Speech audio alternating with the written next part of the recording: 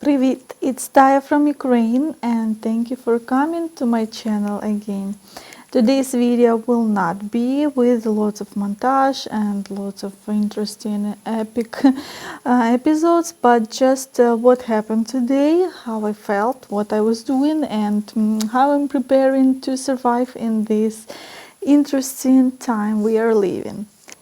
I think you always see news about Ukraine, you want it or not, but it's important for us Ukrainians what's going on with our life and my life, obviously, because I live in Kiev right now. I'm in Ukraine, so I can be like a person who sees everything, who hears what people are talking, and here I am to share with you. Today was a very tragic day because Russia hit with rockets lots of cities in Ukraine, lots of big and small towns. So it proves one more time that there is no actually safe place in Ukraine, and you can never guess where it's going to be safe and where it's better to live, because it may be a safe place without water and electricity, for example. So when this happened, it wasn't super early, I think around 8:30 a.m., but I was still sleeping and I've heard some sounds. Boom, boom, and then in 30 minutes again. I don't know if it was rockets or air defense, probably air defense. And I was like, what is going on? And instantly took the phone to my hand and to check. I'm around 5-7 kilometers from the place where the rocket struck the buildings, the parks and the museums that were actually broken. Like, why you shoot museum and bridge as a sightseeing, glass bridge we have in Kiev? I check all the news every few hours, what to do in case of emergency and where to go. And I checked that there's a massive rocket attack to a lot of cities in Ukraine.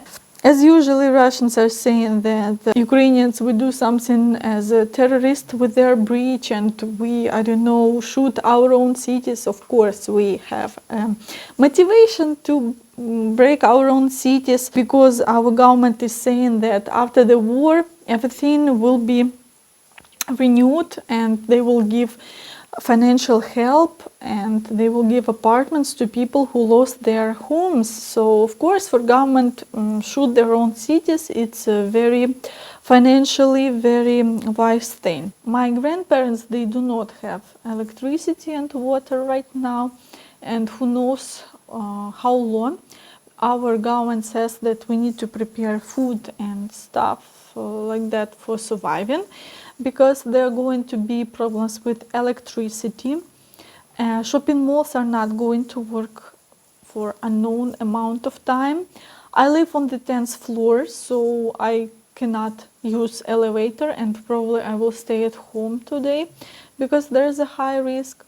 So when I heard the bombs, I was in the bedroom and then I put the pillows and blankets to the hall to have a rest, but I really didn't need that because I didn't fall asleep after that.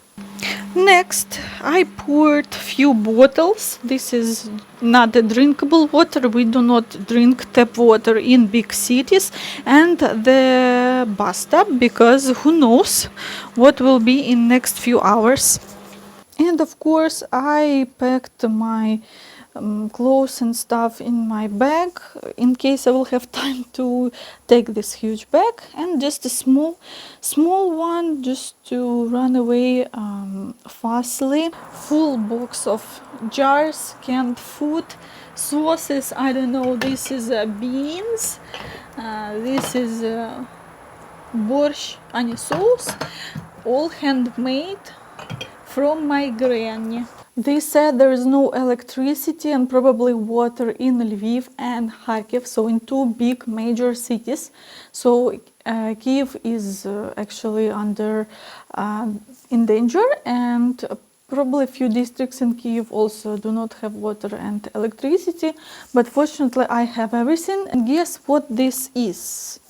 That's right, the costume to be prepared for all the interesting events in 21st century. Guys, like, can you believe you live your everyday life and think about a nuclear attack from your country, neighbor country, and you are thinking of buying chemical protection costumes? I think this is absurd in our modern 21st century. You understand this war is also informational war. So please check the information that you see online. They teach us in Ukraine, and this is logical. You need to check all information, not only about war, that you see online, because I understand people are lazy. They see the first title of the article and they make the conclusion. But guys, like I said, this is also informational war. Obviously, Ukraine has more support than Russia, but Ukraine, comparing to Russia, is a small country and has less people. So we need support in all the world, in the more the better, in all the ways that we can get. So share these videos, share videos with your friends and family about Ukraine, check the information. And I think all of you know that Russia, they make actually propaganda video, and for me it's such an absurd to read all their news that they are saying to their citizens, the mobilization. This is absurd, and people basically didn't do much things to be against their government. They just ran away, or just small protests that really didn't end up with any big results. We have two countries against us, Belarus and Russia, against one small country. I don't know the precise number, but I think there are 150 or 70 million people in Russia. In Ukraine, 40 millions of Ukrainians now. And I think 5 of them are abroad. Can you imagine this? Is ridiculous. They said that we were going to attack them. We don't have that much power to attack anyone. And the communication with my relatives in Russia is now very interesting.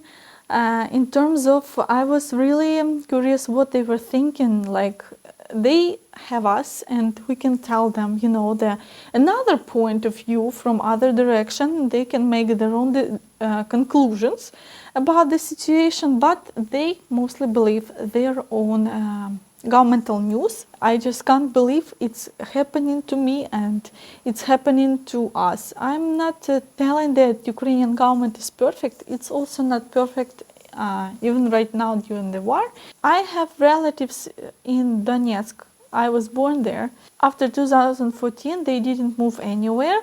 They are still there. And after this second biggest invasion to Ukraine in February, they changed their mind because Ukrainians start to kill them. Can you see the puzzle? Obviously, now Ukrainians will hate each other because they were sent, I mean those pseudo super countries, regions of eastern Ukraine, they were sent to the war. So Russia sent Ukrainians to fight against Ukrainians. And this is a real thing, not only from news, that they took all men. They just see you on the street and they take you with the strengths. It doesn't matter if you can shoot or not, if you have health problems, if you don't have a leg or arm, it doesn't matter. You will be sent to the war. Help me with the word. We say as a meat, because you will be, you know, killed the next hour. So obviously my relatives from East Ukraine, they don't want to talk with us. They think also the same as Russians. They read their own news. My godmother got a rocket flew into her bathroom and she survived. My godson and his sister they're basically my relatives. So their kids, like 10 and 12 years old, they sent me videos, kids singing in a bomb shelter.